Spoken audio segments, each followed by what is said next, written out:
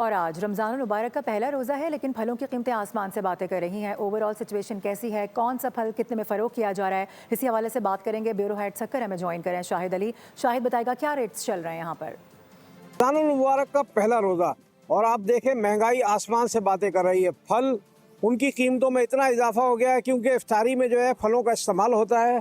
तो अगर बात करें किन्नू की तो वो इस वक्त 200 से 250 रुपए किलो फ़रोख्त हो रहे हैं।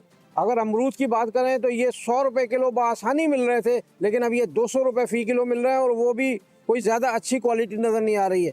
ये खरबूजा जो है ये खरबूजा जो है वो इस वक्त 300 रुपए किलो बिक रहा है और यही सेब जो है लाल वाला ये 500 रुपए किलो बिक रहा है और ये तकरीबन 350 रुपए फ़ी किलो बिक रहा है। यानी फलों की कीमतें जो आसमान से बातें कर रही हैं, ये कुछ ज़्यादा महंगी नहीं हो गई हैं फलों की कीमतें। सर फिर महंगी से मुराद ये है कि माल थोड़ा है, पब्लिक ज़्यादा है, असल बात ये है। और जो बड़े खरीदार हैं वो अपना स्टॉक उन्होंने करा हुआ है, अपनी मर्जी के रेट लगा रहे हैं। और हमने तो एक पेटी लेनी या 2 पेटियाँ लेनी, जिन्होंने लाखों पेटियाँ इकट्ठी करी हुई हैं उनके रेट अपनी मर्जी से होते हैं।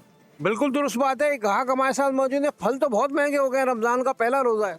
बस सर क्या करें, जैसे रमजान का चाँद नजर आता है ये 2 रुपये वाली चीज़ 10 की हो जाती है, 100 वाली चीज़ 500 रुपये की हो जाती है। अब जो सेब है 500 रुपये किलो मिला, गरीब बंदा क्या खाएगा। और रमज़ान आते ही जो है इनकी कीमतों में इजाफा हो जाता है और मार्केट में कोई भी जो है इंतजामी अफसर नजर नहीं आ रहा है। बहुत शुक्रिया शाहिद।